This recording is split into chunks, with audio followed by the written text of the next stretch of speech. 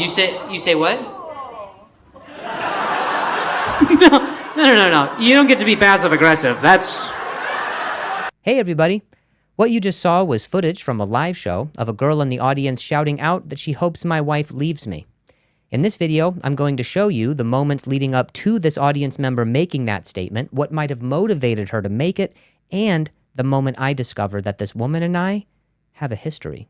Also, now might be a great time to let you know, we do videos like this every week, so feel free to subscribe below for new content. Or if you want to come see me live so you can speak now or forever hold your peace, my marriage, I am on tour, so feel free to pop on over to drewlynch.com so you can grab some tickets. All right, let's get into it. This show took place at a beautiful theater in Tucson, Arizona. Yes, it's pronounced Tucson, not Tucson, despite the accent you might hear there.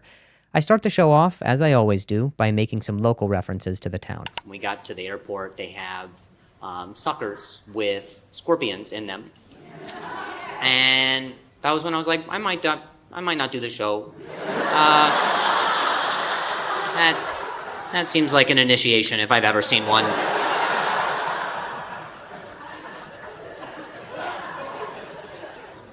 I asked the clerk too. I was like, "Hey man, I'm on the fence about buying this sucker that's got a scorpion in it. Is that a real scorpion?" He's like, "Oh yeah, they're real." I was like, "You don't know how to make a sale, do you?" And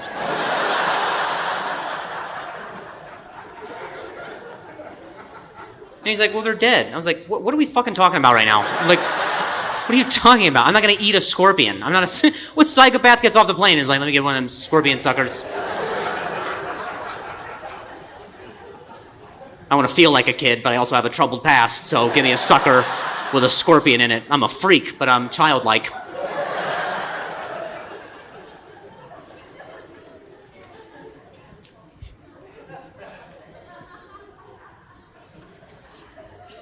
They had different flavors of it too. Isn't that wild? Just different flavors. He was like, we got watermelon, we got berry, we have apple. I was like, yeah, but they all seem to have scorpions inside of them. So, if a fella could just get a regular sucker, just get my licks in, that would be nice. Without the very real possibility of dying. How do we know? How do we know it's dead? Did you check? How do you know? How do we not know that he's just, just fossilized himself for his next victim?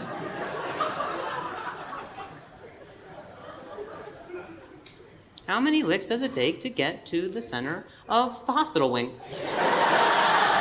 At this point of the show, I'm just making local references to the stuff I see around town. This is one of my favorite things about stand-up. I like getting to play and riff and see what the audience is like and how potentially sensitive they might be. I call this part of the show sussing out the crowd. You say what? How is Stella? How is Stella, my dog that passed away 2 years ago? Well, she is dead.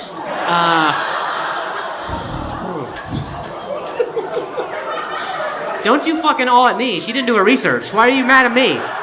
What am I supposed to say? Well, she's good. Things are good.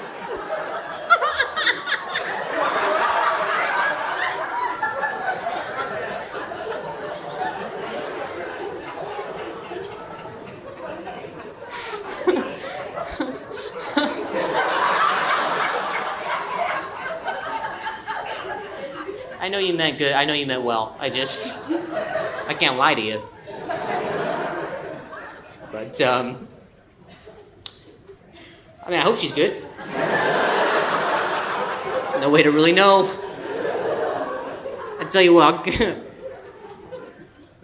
a scorpion sucker later, I'll give you an update.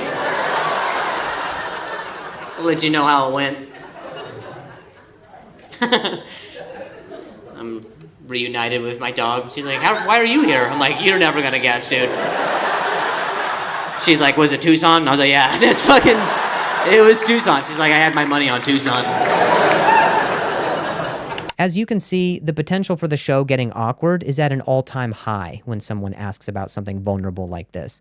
A lady in the crowd wants to know how my dog is doing, not knowing that she passed away a few years ago. Now, I want to be honest by letting her know what happened, while also letting the audience know that I'm okay and that this moment is not going to deter my mood from keeping things in the show buoyant. It is painful whenever I think about Stella and the way that she passed, but what I would have said to that audience member had this setting been more appropriate is that Stella's mom and I, we spent a year taking her to different veterinarians around the country. We flew around because she was having issues eating. She was having issues with her heart. And it came to a point where my wife and I had to leave for tour. And that day that we left is the same day that Stella's brain hemorrhaged, and she was given less than a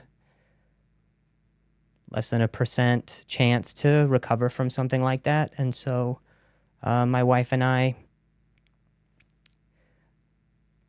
watched somebody put Stella down while we were on FaceTime. And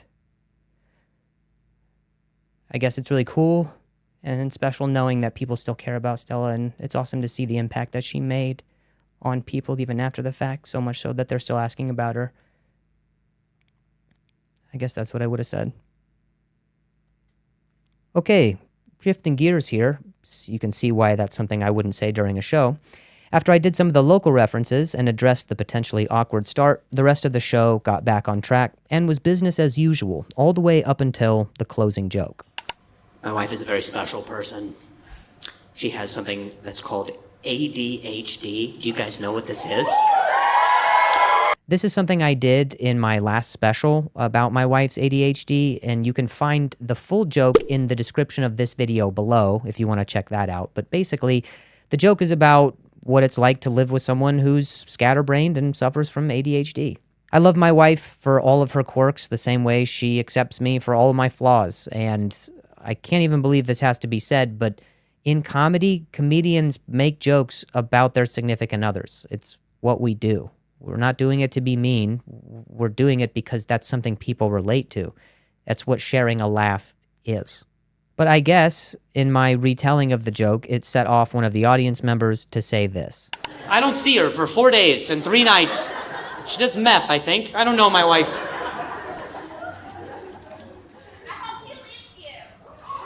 You say what?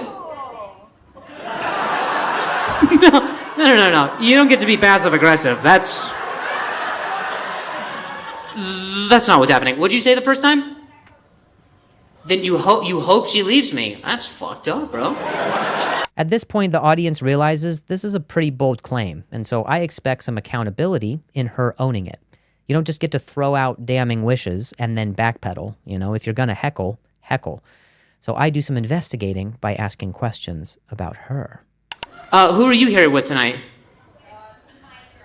Your girlfriend? Like sexual girlfriend or like friend girlfriend? Like you've tried some stuff?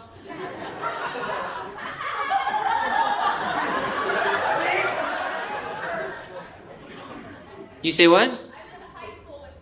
You went to high school with me? Yes. Nice. What's your name? Janelle. Yes. Okay, cool. What's your last name? Yes. Okay. You say what? I was in tech theater. You were in tech theater. Nice. Okay. Well, I don't remember you being such a bitch then.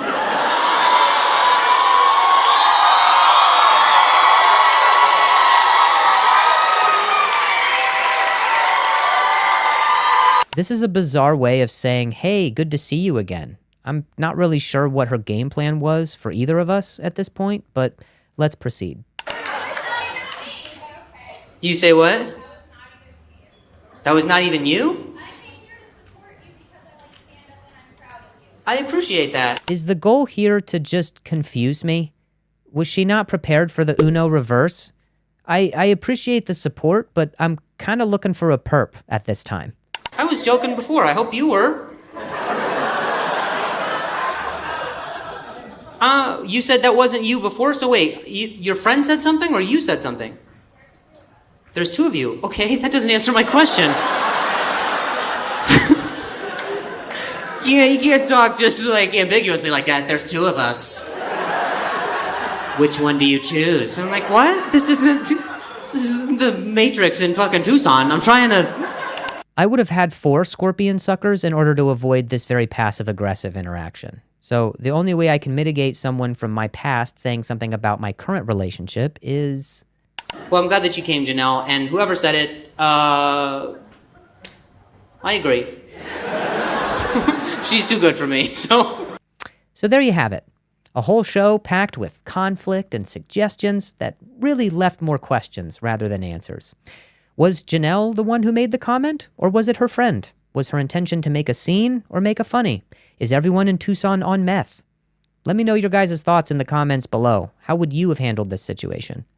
And for the record, my wife is aware of everything that is said about her on stage. I always make sure I run the jokes by her first to make sure I'm not crossing any line, and always with the intention of protecting her integrity, as some of you have met her and can't. Halloween, a holiday we designated for fear in a world that's already pretty scary. I get scared when it's not Halloween. When people are not trying to scare me, I'm scared. You know what's already pretty scary? People showing up at your house who you know.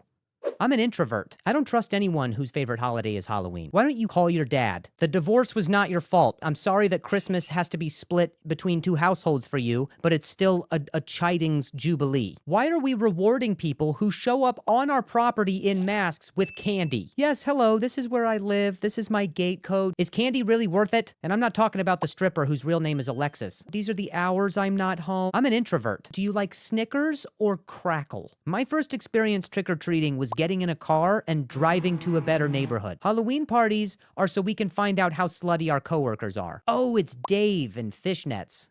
I was way off. I don't want to go to a party where I have to talk to somebody with fangs. Well, the job market is getting kind of sparse because, you know, the Dow is down. Yeah, let me talk to a financial advisor dressed as Bane. All these people who have Halloween now don't even appreciate what costumes were like in the 90s. You know how creative we had to be with pipe cleaners? In the 90s, we didn't even have wrappers on the candy. It would just be unwrapped candy corn in a bowl on a cooler in the front lawn. I don't think it's fair that adults have to take kids trick-or-treating, and now I have to take my nephews and pretend to be brave while someone scares me and gets footage of it on their Ring camera. I think people who go, ah, is not very creative. You should really try to scare people. Ah, male pattern baldness has a pill that can help, but a side effect is ED. Ah, the media's in control of our subconscious with advertising. Ah, the male loneliness epidemic is because our dads wouldn't let us express our feelings because they thought it was a conduit to homosexuality. Has anyone ever gotten trick or treat? And the guy answers the door and he's like, I do trick, pick a card. And on it says, I'm an alcoholic. And he's like, huh? I don't have candy, but I have deviled eggs from work. Want to check out my basement? You ever have a matching costume with your wife, but then you guys get in a fight at the party and she leaves and you're just left dressed as Jane Goodall? And you're like, no, my gorilla is mad at me. You ever talk to a couple who's not matching? You're like, so what are you guys? She's like, oh, I like the Little Mermaid. And he's like, and I'm the Blue Power Ranger. And you're like, okay, I would hate to be in your house. No, most people shouldn't stay together. I remember one time this older guy was trick-or-treating with his grandkids. And as he was walking up to the stairs, someone jumped out from behind the ledge and scared him, and he had a heart attack. And the paramedics came, and they checked him out, and everybody was like, oh, those look like real paramedics. And people were like, it is. There's a guy who he had a heart attack, but he was okay. But he actually sued the owner of the house for scaring him, got the house in the lawsuit. And now he runs basically the coolest Halloween parties on the block. I go every year.